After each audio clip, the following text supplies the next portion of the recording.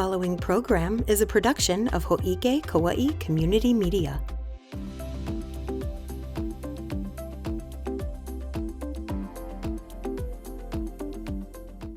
Thank you very much. Joe, he's our manager. He's the chief engineer. I'm sure there's many other wonderful things he could say about himself, but That's not going to happen. And all you have to do, I'll do it for you. Thank you, Jim. Thank you. Thank you, Jim. Can everybody hear me back in the back? Yeah, good, cool. I wish you couldn't, but I'm glad you came. Nice to be back here. I think we were here a couple years ago when we first started our water system adventure, as I'll call it. Just to give you some history, if you weren't here, and where the water department has progressed. So, in the winter of 21-22, when I arrived, I was new to the water department. I did about a 6-week tour of the facilities to find out what kind of condition we were in.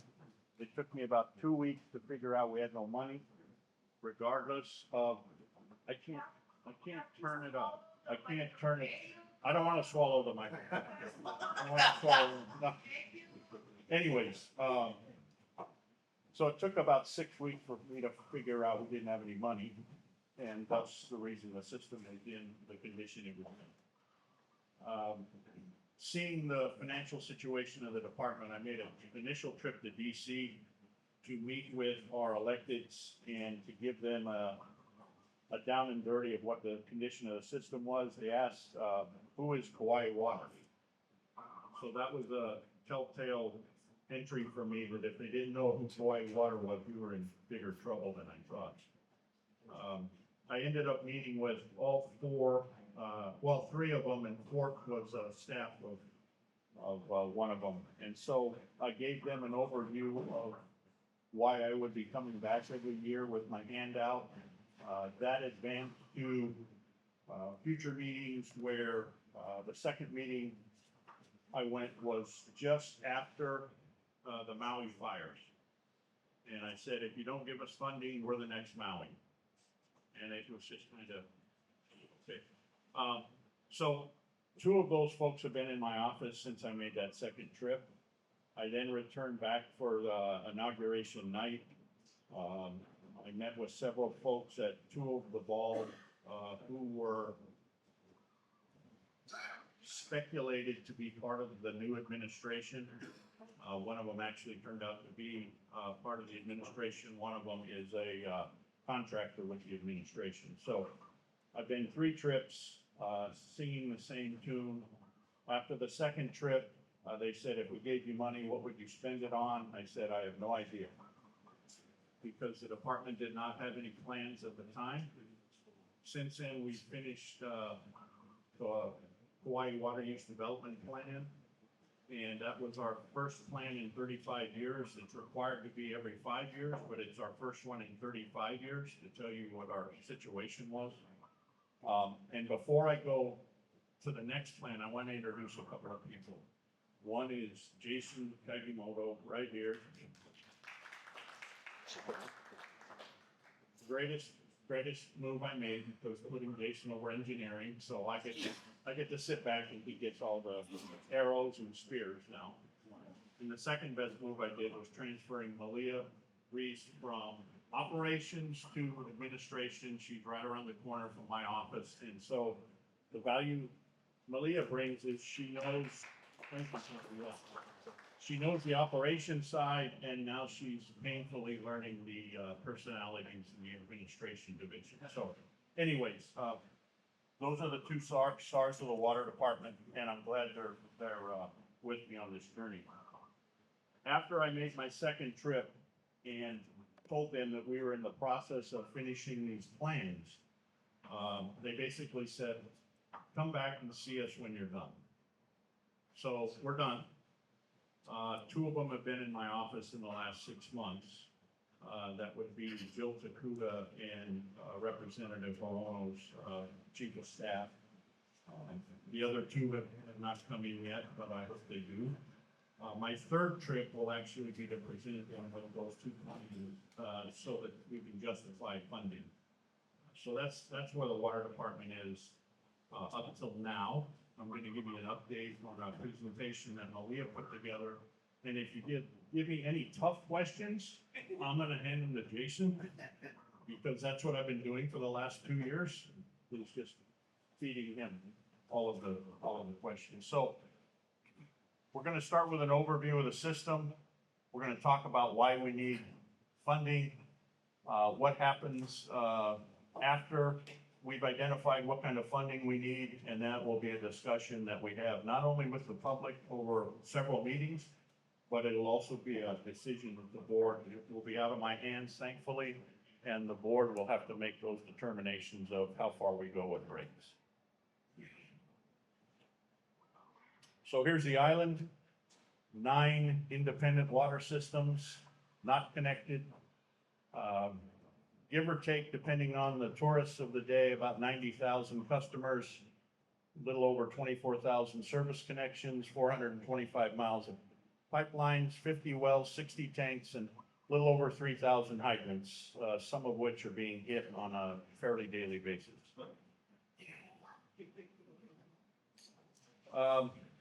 Water Plan 2020 was envisioned and developed in 2001. That plan resulted in 89 completed projects and 35 miles of pipeline replaced. One side note to that, when Water Plan 2020 was envisioned and it started implementation in 2001, it was actually funded by rates. Rate increases were included as part of that. And so our need today for investment. We are way past continuing evolving. We have evolved into, I would say, stagnation in our water system infrastructure. Thanks to Jason and his team and the operations team, especially the operations team, for keeping it going every day, a 100-year-old system. We do have 1920s vintage pipe in the ground in many, many places, not just one place. So we've got a system in some areas that reaches 100 to 110 years old. We're in the process, like I say, of finishing our plan that we want to develop a resiliency on the island. So that resiliency should be able to withstand natural disasters, man-made cause, whether somebody hits a hydrant, we're not down and we're not out of water. And then, even though our growth has been minimal, if you look at the stats over the last 10 years, our growth has been minimal. We do have an influx of current developers looking all over the island for spots. And when they look, the first 2 things they ask for is water and sewer. Planning for the future, capital improvements, obviously, as we mentioned. Part of that water system investment plan includes a hydraulic model and an upgrade to our technology. The water use development plan that I talked about goes hand in glove with what is our demand going to be over the next 20, 30 years. And then how do we evaluate the system even beyond that? If you take the growth rate of the island, which has been, I don't know, I think Felicia, less than 1%, somewhere around there, 0.8%, something like that. That does not in any way, shape, or form help us because our system is 100 years old. So even with our current population, we are in the world of hurt as far as infrastructure goes. The water system investment plan, which Jason is managing, and can't thank him enough because it's been a huge lift so far and it's even getting greater. It's identified more than 150 projects and somewhere in the range of $1 billion to $1.5 billion. Now, for 24,000 customers, you do the math. 70 of those projects are prioritized for the next 20 years. That's somewhere between $600 and $700 million, and still 24,000 customers, you do the math. Where we're headed, Jason's crew has I'll just say loosely prioritized our projects based on what happens day to day. What happens day to day changes our priority ranking all the time. The funding to go along with our critical projects, I've just told you, is somewhere between, I'll just say $700 million and $1.5 billion. Again, 24,000 customers. Our next big lift will be to have 6 or 7 meetings just like this one, where we are discussing potential rate options to fund everything you saw. And that's not going to be an easy discussion, because I don't care how we slice it, even if you looked at the 30-year plan, it's a lot of money. And then heading into the spring and summer, we hope to have those meetings completed, where then we can go in front of the board and say, here's all your options, tell us what you want to do. So that's a very brief overview of what Jason, Malia, and the team have been doing for the last few months, where we've gone into greater detail of many of the areas, area by area of those 9 water systems. We've gone into the detail with the public. The feedback has been outstanding, and we're thrilled that the feedback has been so supportive of making this kind of a leap to catching up from 30, 40 years ago. And it took us, Jason, 2 tries to get the water use development plan approved by the state. I think the first try, then they said come back with another try, and now we've got some conditions associated with that, but we finally got it approved by the state. So that's a big thing for us after so many decades. But at least now we have 2 roadmaps that we can go to the elected officials and say, here's how much money we need, and here's the timing of all of that funding that you want to give us. That, combined with whatever those healthy rate increases look like, could be the start of where we start addressing a lot of this infrastructure lack of action, I'll say. So I'm happy to take questions. Don't swallow it.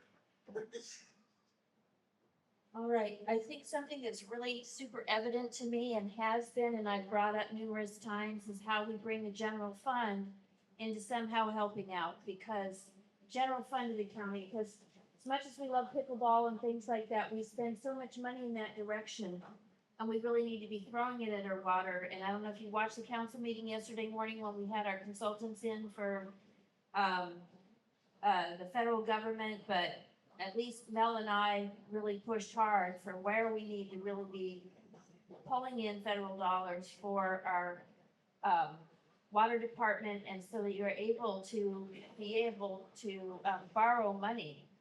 Can you think of models that you've seen, because you have so much experience, models that you've seen where we have the structure of our government where we can still take general fund dollars and give it to you all? Thank you, Alicia. I have seen many forms of government structures in my 40 years of consulting to state and federal and municipalities like ours. Ours is a little different because water is a standalone, what they call semi-autonomous, but that semi-autonomous designation comes with no funding. Where the wastewater folks on the county side have tax money, we have no tax money. Everything has to come from those 24,000 accounts. So we're already out of balance. When you look at the needs of our department, plus the revenue coming from those pretty much unchanged for many, many years, number of accounts. All of the inflation on the island, because of where we're located, and just because of natural cost of living, has gone like this over the last 30 years, where we have stayed like this. And what that means is we've really gone like this. So because of our designation of semi-autonomous, it doesn't marry with the best of class organizational structures for government. I can give you a couple of major cities, Anchorage, Alaska, a couple of foreign countries that I've done this in, where we've separated water and wastewater from municipal government, made it its own standalone taxing authority so that we could pay for projects.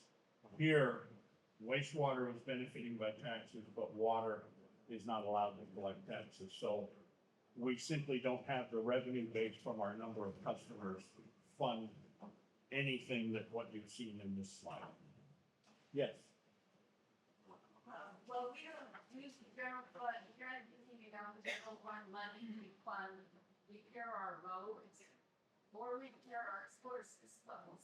So I'm not sure that the general fund is a logical source for all the water.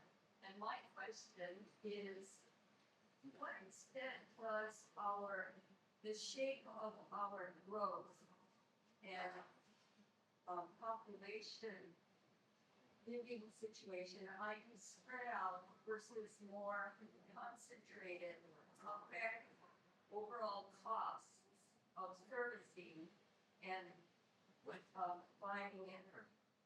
That's a good question. There's about 5, as you know, if you were to go from Princeville to Kaua, there's pretty much 5 pockets of population on the island, and then you have some big gaps, right? Yeah, So but those, it's being spread with a lot of low density growth like in Cuba. yeah, and so way prior to my time and Jason's time and Malia's time with water, the focus was on Līhu, Kaua, primarily those 2 population centers, right? Outside of that, it's bleak. I'll just use that word. One is it would cost double what you saw on the screen to connect all of our water systems. It would cost double that number.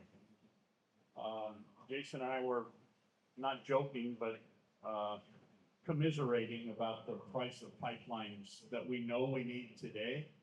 And just a couple of stretches of pipelines that we know we need today. One's about 60 million and one's about 30 million. And by the way, those pipelines are not in the remote areas. So it does nothing for us connecting all of those systems. And that's, by the way, that strategy is not part of this model because there's no way we could fund it. Jim? Yeah, this is from memory. I started development PRC, and in doing that, since there was a lot of people saying we semi-counted, part of the counting, all that, I was saying we meant, but one of the things I pointed out was that previously, Board of Water had raised fees for 20 years, they're a long, long time. Yep. And then when they finally did it, it's like, from memory, in 80% increase. And, it makes more sense for us to be doing incremental increases rather than talking with the water. Yeah, the history here is really schizophrenic. I'll say that as far as funding. Okay, so back in the day, as you stated, Jim, we had a healthy increase connected to Water Plan 2020. At the same time, we had that healthy increase right in the middle of Water Plan 2020, towards the middle of the 2001 to 2020, we bonded with the county. We split that bond. Okay, so they got half, we got half. That lasted a very short period of time. And what happened was, when that bond was approved, the board at that time said, well, we don't need to raise rates. We got the bond. In the past, and in my career, all of the well-run water agencies have incremental increases every year. So you don't get into the situation we're in where there's got to be 2 or 3 years of a massive jump. Year after year, you just go up enough to cover that cost of living and inflation, then you don't get into our situation. You also mentioned it's been years. Last time our board raised rates was 2014. So by the time next year comes, if we were to raise rates, it's 12 years. And all of those 12 years, if you look at all the other utilities, KIUC, Hawaii Gas, their cable bill, telephone, all of that, they've all gone up and we have stayed where we are. So we've actually lost tremendous ground compared to what everyone else has done. Now, I'm not blaming anybody for that because I wasn't here. I can say that, as you brought up, Jim, everywhere I've gone, where most healthy organizations have a minor bump every year. And that's just factual. That's not speculating. That's just what I've seen in my career. because nobody else raised their hand. Different subject. You all were gonna bring in the new pipe, which will be fully, provide us with the water we need here. There were several roadblock housing developments that were planned, but that were not able to be built at that time because of the lawsuit regarding the environmental impact statement. What's the status on your getting the environmental impact statement, bringing water to start our housing? Yeah, there's two things holding over the water department right now. One is the outcome of the EIS environmentally. The bigger one is the lawsuit with the Supreme Court, sitting with the Supreme Court, saying, okay, what are we going to be allowed to do?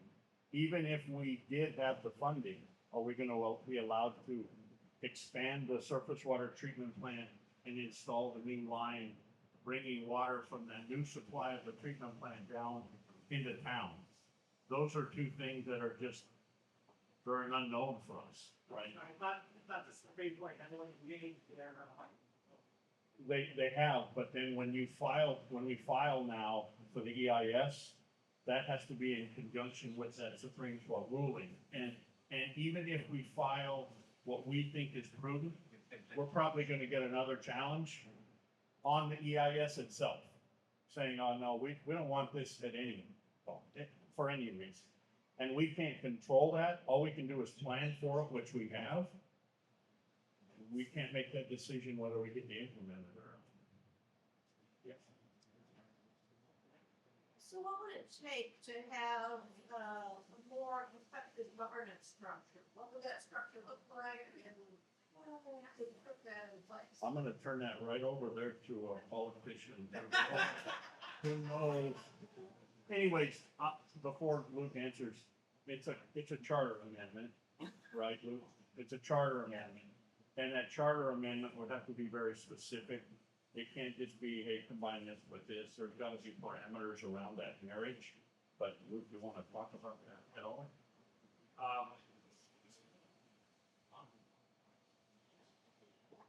You can show up. Yeah, it would certainly take a charter amendment to hold the Department of Water in with the county. But it wouldn't, it would take a charter amendment, as Joe said, but the county could still provide general fund revenue to a department even without getting pulled in. Yeah, and the state, to our credit, this last session, we actually funded pickleball courts in Department of Water. So, we have been giving, to the extent that I can, sort of, $1 million a year or so to their needs, which, that it will grow exponentially next decade. So, but my hope is that the county would be providing general fund revenue to the extent that they can. And I, before I take the next question, I do wanna compliment those electeds that have given the water department funding. Luke, Badine, a couple of others who have, set aside or earmarked money for us, depending on the projects. So big kudos to them, because Jason's folks wouldn't even be doing what they're doing now without their funding. Oh, well, on that, does a standalone private entity make any sense, like the IEC? It's tough. I went through the 80s and 90s where privatization came to the United States. Privatization was founded, for water systems, was founded in Paris, France. Europe adopted that model. Just to let you know how they operate a system, in the off hours, they don't man the system at all. They're home in bed, and it's run by technology. And when technology sends an alarm to your, prior to cell phones, to your home phone, then they got out of bed and addressed it. The IRS and the federal government changed the tax laws 27 years ago, and they made contracts for private operators in the United States go from 5 years maximum to 20 years. That led to this jump in privatization in the country.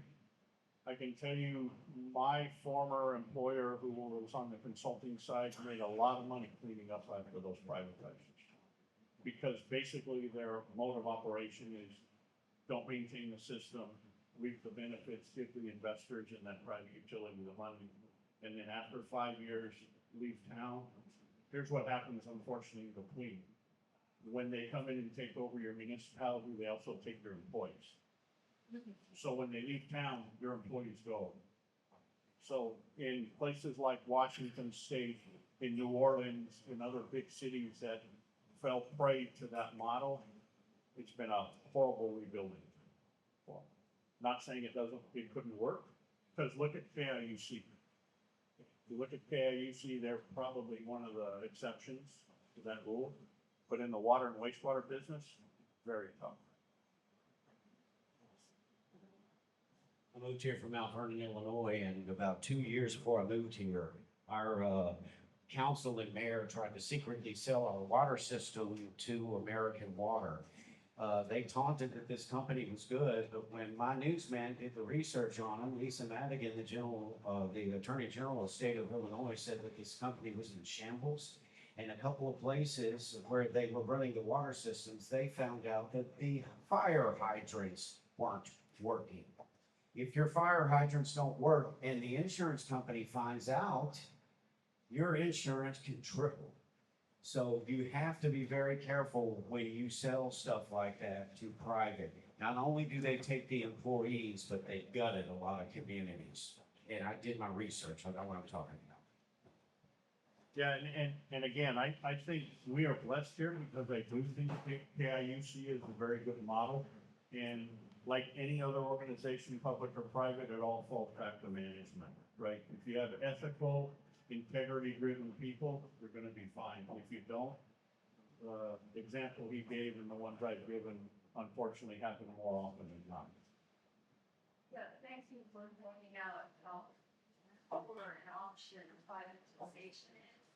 But I think we have to distinguish, it's not just about ethical management, there's a difference between KIUC and our investor-owned for-profit water company.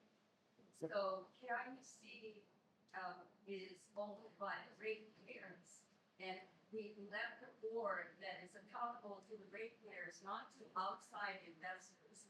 And that is really one of the key differences in terms of private, the category of private. There's for-profit investors and there's ratepayer owned cooperatives. So, just that distinction is important. But I wanted to follow up with Janet's question, because are we saying that the solution is to just make the general fund available through a charter amendment? Is that really going to solve it? Because I think the general fund is even taking care of the things that you're responsible for now. We have 100 million, I think, backlog in road repairs. And I don't know what our school repairs are. Probably half a billion. It's what? Probably a half a billion at least. Okay, so, it may be a better format in terms of governance. I am not sure looking at how the general fund is covered.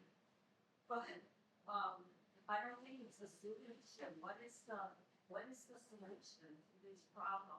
And I guess, No, I'm glad you made the comments you made because you'll find no disagreement in my opinion. I mirror what you said. Charter amendment will not solve this. Even if the charter amendment started tomorrow or decades down the road, okay. There has to be a significant influx of cash from the federal government. By the way, everybody in this room is paying for a bridge in Baltimore. You're paying for roads in New York. How much of the federal money is going to Kauai's systems and roads and that? That's too much, right? So, we have not received what we have paid into the federal system by any stretch of the imagination. So this is why I've made a couple of trips to DC, because that's really, coming from LA where I had 31 million customers, we could not have survived without the federal government. It should be easier for us because the population's so much smaller, but we just haven't made that leap to be known by them. When I walked in and they said, you know, who's Kauai Water? Now, they knew who Kauai County was and Oahu, but they didn't know who Kauai Water was. So we took it on ourselves to say, okay, we're gonna become known. They, for lack of education, many of the folks in DC didn't know we weren't part of the county. So it was an education trip for me, telling them, hey, we don't have the tax money. We don't get that revenue. So from my point of view, it would have had to have started 40 years ago to be where we are today. We're starting year one of 40 years. So without that big jump from federal monies, we're always going to be under the thumb. So I appreciate your comment. I have a quick question. Can you speak briefly to fire flow protection and the comment that David made about how that has potential to impact insurance and what other strategies we should do? So repeat your question. Fire flow protection, fire hydrants, So insurance. if you're aware, you know, we had a fire up in Moloa. I know the chief's here somewhere. And I can just go off of my own understanding. He's got way better inlet than I do, but as I understand it, is that's a fire hydrant-less area, right, chief? So no fire hydrants in that development. If you can imagine what he faces in the other areas of the island where we don't have fire hydrants, that just emphasizes the point of what our infrastructure gaps are because we haven't had funding. And so I hate to hear the sirens when his crews go out, because when they go out, yeah, they have data that's telling them what they're walking into. But if I owned a piece of property in Moloa and I knew I didn't have fire protection, I would not be buying in Moloa. Anyways, that's just, I know what those guys face. I know what they faced in Kamakani, and that was really ugly. It was that far away, chief, from being disastrous. A breath away from being disastrous where you don't have a subdivision anymore. So that exists on several spots on this island because of lack of infrastructure. And lack of infrastructure exists because of lack of money. There's no other easy, Around this thing, 2,000 gallons of water. We now have two behind the island, much of the last week. We have one more on the way over here next year. We have two that will donate to public works. So we know what the best piece of information I can give you is that we're informed that the water relationship with the water department. We know where the weak points are, like a lot of rest of the week. We will send resources ahead of time to overcome that.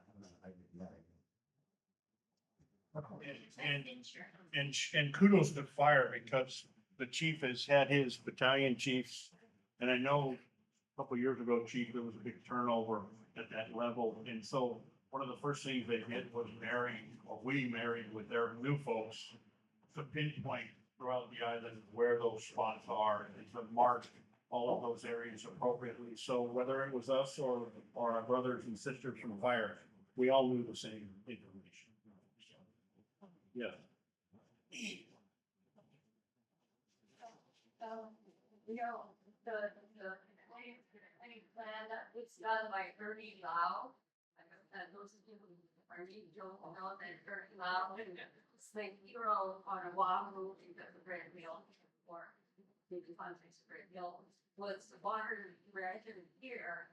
And he initiated a plan just like Mr. Kennedy is telling us we need a plan and a budget and some rate increases, which we're really difficult to get past. Ernie Lau also, and this is my question, is there some technological solutions that can help make our water system more cost effective? Because when Ernie was here, he was also looking at a project to a horizontal drill into 5 dikes that would make our water system maybe fully have gravity low water. And I don't know to what extent pumping of water, which is making our system now, costs, but you don't have those costs when there's a cistern. Yeah, so the main supply of water for where we are right now is the surface water plant, which is up in the mountain, and so everything's gravity feeding down from that. To get to your point on pumping, Jason's folks, along with our consultants, have developed, they continue to develop a new hydraulic model and a new GIS system that actually gives us the exact pressures throughout the system, so we know what we have and what we don't have. Prior to that, it was all based on a couple of guys in operations who know the system, been here 30, 40 years. Other than those folks, that technology that Jason and his staff are implementing is going to do exactly what you just said. And that's, by the way, that is also part of this program, which we didn't have back when Ernie was here, because Jason and I were with Ernie last week on Oahu, and we had some reminiscing about what went on in the old days. And it seems like we're right back where we were when Ernie left, which was 2002, 2003, 4. When Ernie left, we're right back to where we were back then. Luke? One question and then one quick comment. Question, how many, kind of per unit or per water meter basis, how much water is there left or available in the Līhu for housing expansion without the Kaua line going in? And then second comment to Joanne's comment about, the fact that it's gonna be hard to find general fund revenue to do this, and we have so much, needs elsewhere in the county, including roads. The county is spending something $20 million per year for excise tax revenue on road repair and maintenance, just as a matter of course, without even any debate. You all use roads, we know they will be maintained, and then essentially zero for water.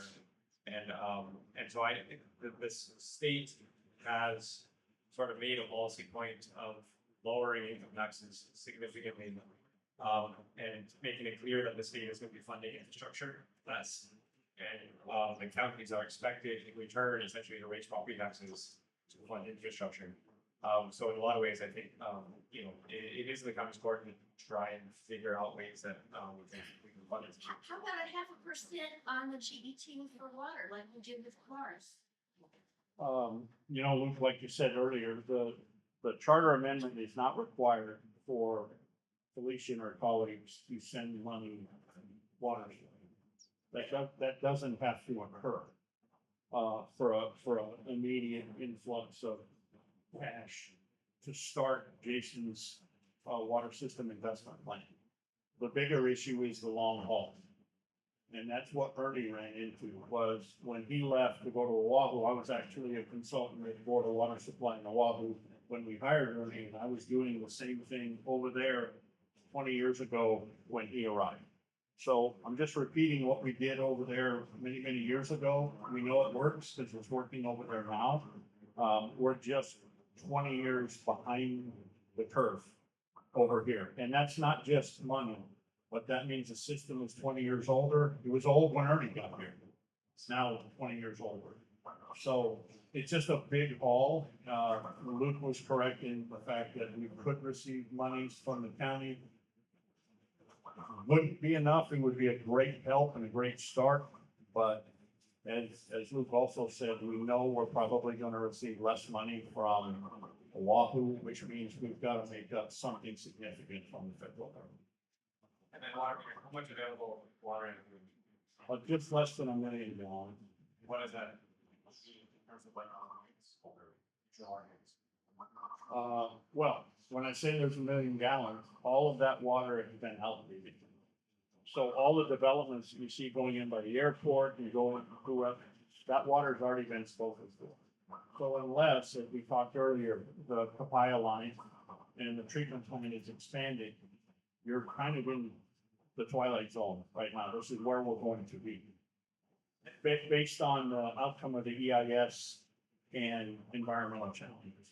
And then, so how close are we, like a water meter restriction or putting that in use? We weren't very close at all when I got here, and now with the development that's happened and is happening now with the current construction going on will exhaust that fairly quickly. I just want to make the suggestion that I had just said, is that like where we get that $20 million for the cars, to the roads and the buses is from a 0.5% that we added to the GET. And I think if we added an extra 0.5% to the GET, that gets everybody, you know, on vacation, whether they're a ratepayer or whatever. So it spreads it out a little bit more evenly, rather than putting it on a real property tax where people are already struggling. So I think that's another way. We have 20 million for the roads, we can get 20 million for the water department, and would that help? 20 million a year. Yeah, it's not debatable. Of course, it would help. The sad thing that I faced when I came here is I was hoping at that time, because I didn't know the plans would evolve as Jason's been involved in. I was hoping, sincerely hoping, that we wouldn't have to put the next financial burden on the people who paid for this system. Because we've already paid for it once. Now we're gonna pay for it again. Without significant federal money, I know I'm a broken record, but without that, people who paid for the system are gonna be paying for the system again. No, I think that's the, you know, the federal government is building out of Argentina with $30 million. But Yeah, 40 with a B. $40 billion. Just think what we could do with a small portion of that. That's how we're affected by what happens at the federal level. So my question is, if sports is a problem for Līhu, what about the proposal that Ernie looked into of horizontal drilling and that would bring us a new source of water, far better quality than surface water, and gravity flow rather than 24/7 electrical power. As we found out in 2014, that would never survive an environmental challenge. But we didn't even get to do an environmental impact statement. Right, and that's why I'm saying what I'm saying. But do people know what's at stake and these why the system is happening elsewhere around the world? Why shouldn't we look at it? We were at such an impasse on a source of water where we which is supposed to be the main area where we want to grow, where the jobs are, where it's convenient.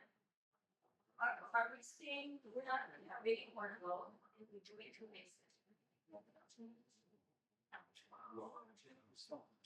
Yeah, just prior to them deciding, or they didn't really decide. When the manager at the time chose that project as a viable project, that wasn't a full support of the board. And it was not only not a full support of the board, but the immediate backlash from the environmental community and the Native Hawaiian community pretty much killed that before it ever got off the ground. I'm not saying it wouldn't have been part of a solution. I'm just saying the alternatives that we've identified in this plan are, I'll just say, cost doable versus cost prohibitive. Jason's got a comment. Oh, okay, sorry. Yes, I guess for that, so I guess I just want to say that, so for, I guess the longest time, it seemed like there's been a lot of, I guess, connection between both, I guess, the surface water treatment plant and our ability to provide water to the Līhu area. In our current plan, what we are doing is trying to find other ways to be able to provide water outside of the surface water treatment plant. We do understand that there are some things that if we were able to develop our own sources, we have more ability to control how we provide water for the community. So we do have some sort of like low-hanging fruit as far as other existing sources that were taken off the line because I think the surface water treatment plant was there, but we have abilities to sort of like look back into those. There are other sort of like lower hanging fruit that we are looking into. So yeah, we do understand that there is very much a need for finding additional source for the Līhu area. And at this point in time, I guess the goal is to look for stuff that is going to be owned and operated by the one partner. And how much do those other sources yield? How much are they predicted to yield? We'll have to go ahead and go through the pump tests and kind of figure out those kind of stuff. So we don't really have, I guess, a good feel for this at the moment, but I guess the main. Almost on time. Okay, let's give them a round of applause.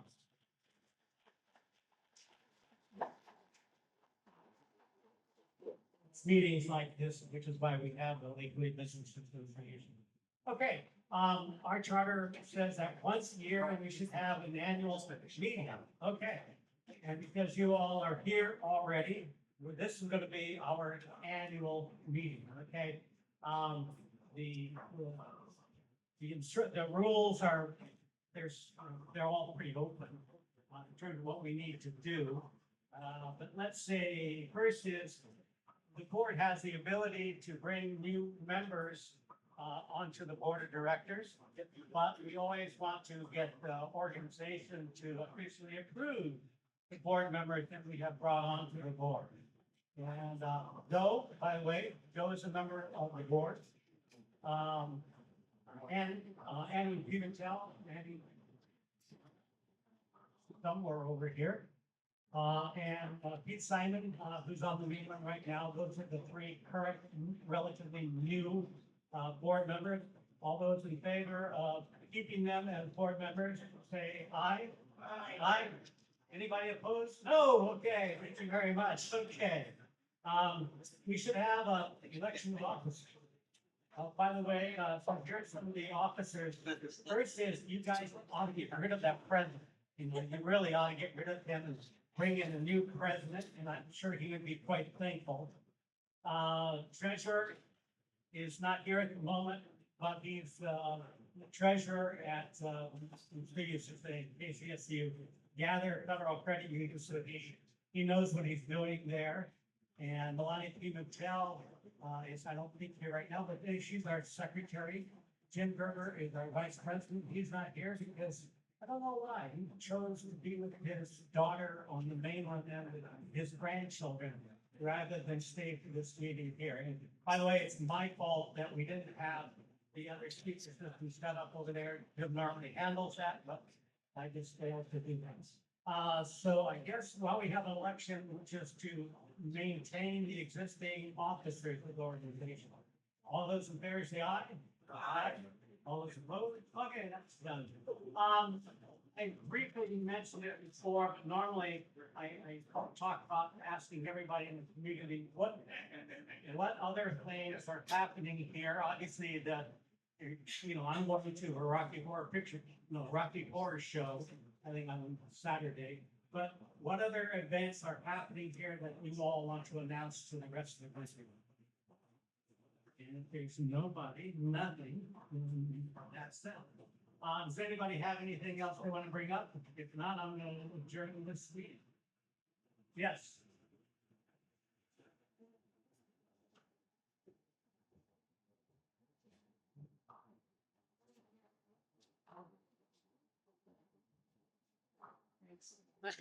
I'm Janet Berryman, the district health officer, some of you know who I am.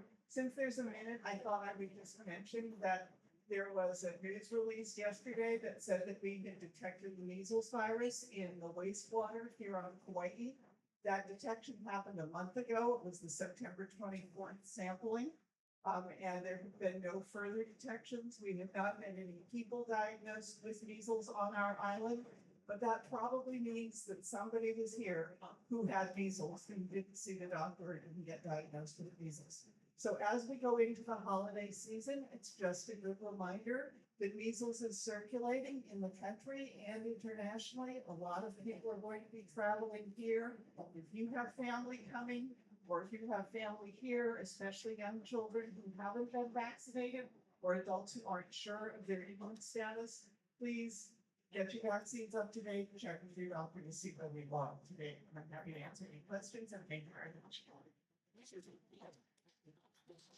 Janet, thank you very much, because I read that article, my wife read that article, and we were all going, oh my goodness. Okay, we're looking for similar announcements like that from the audience. If not, I adjourn this meeting. No, wait, sorry. Saturday morning, Līhu Beach Park, Make a Difference Day, where they clean the park, doing some park maintenance, and Star 94.3 is giving away a lot of prizes. Come see us. And I actually will be part of that, or part of that event on Saturday. Let's see, I do want to, one more mention, at this meeting last month, I told you all, because there had been brochures on each one of the tables announcing that Dukes was going to be donating $50 to the food bank, matching the $50 that anybody bought for their dinner. And I told you all that I was gonna do that because that's a great deal and surefire. 2 nights there, my wife and I came down here. All we did is have just our normal great dinner down here. So a year from now, they'll probably have the same event. I'll try and make this, hopefully you'll get rid of the president and bring somebody else in. But anyway, somebody will make an announcement that once again, they're probably going to do another donation like that. It's a great event and the food is always wonderful. And so I suggest that you all might do it. And with that, this meeting is adjourned. Thank you.